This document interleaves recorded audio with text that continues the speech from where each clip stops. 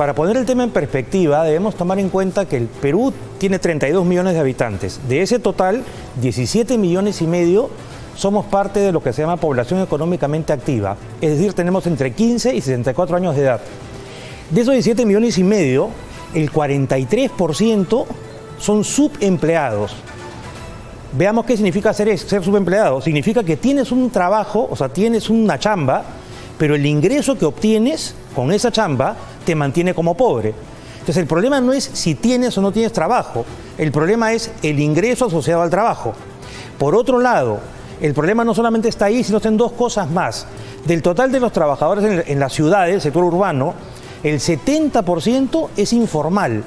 Y de ese total, la gran mayoría trabaja en empresas de menos de 8 trabajadores. Es decir, tenemos un trabajador informal sin beneficios sociales que trabaja en empresas chiquititas. Ese es el principal problema que hay, junto con el hecho que hay un grupo grande de peruanos, 7 millones y medio, que tiene un trabajo con un ingreso muy bajito. Entonces, el reto que se enfrenta el Perú para superar el problema de empleo es bastante serio. Es en este contexto que el gobierno pretende hacer, y me parece correcto, ciertas reformas para, por un lado, formalizar la economía, que es fundamental para que la gente pueda, digamos, tener sus beneficios. Y en segundo lugar, también este tema de las vacaciones que ha generado tanta polémica, ¿no? Si bien es cierto, si nos comparamos con otros países, Perú tiene más vacaciones que otros países, lo cual es cierto, también es verdad que el peruano informal no se puede dar el lujo de no trabajar porque si no, simplemente para ponerlo en crudo, no come. Entonces hay que ir en orden.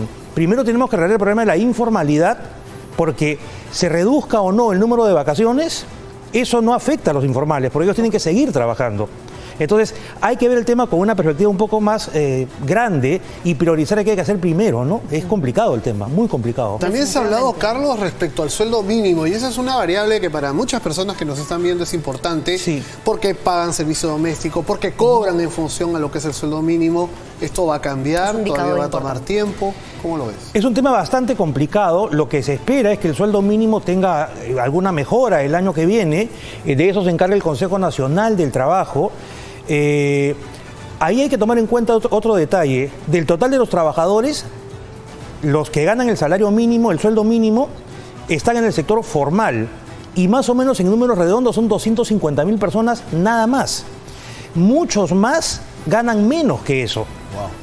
Es decir, un informal probablemente no llega al mínimo, gana menos que eso. Entonces, la reforma de todo el mercado laboral es fundamental para que las cifras económicas, que son razonablemente buenas, se comiencen, por favor, de una vez por todas, a manifestar en el bienestar de todos nosotros. Carlos, y solamente una consulta adicional, sí, porque la gente dice, ¿por qué este tema de la formalización tiene que recaer en mí, en el trabajador, en la base de la cadena, digamos, productiva, y no en las empresas? ¿Por qué no de repente el Estado puede dar facilidad o flexibilizar algunos impuestos, facilidad sobre todo a las medianas y pequeñas empresas, ¿no? Coincido, es sí. Otra opción. El problema, sí, el problema para mí es un problema de enfoque. Es decir, yo coincido contigo completamente en que lo que debe verse son las pequeñas y medianas empresas, buscar mecanismos, flexibilizaciones, reducción de impuestos, hasta poder hacer apoyos directos, porque ahí está la llave para que esas empresas se formalicen y como consecuencia el empleo formal comience a aumentar.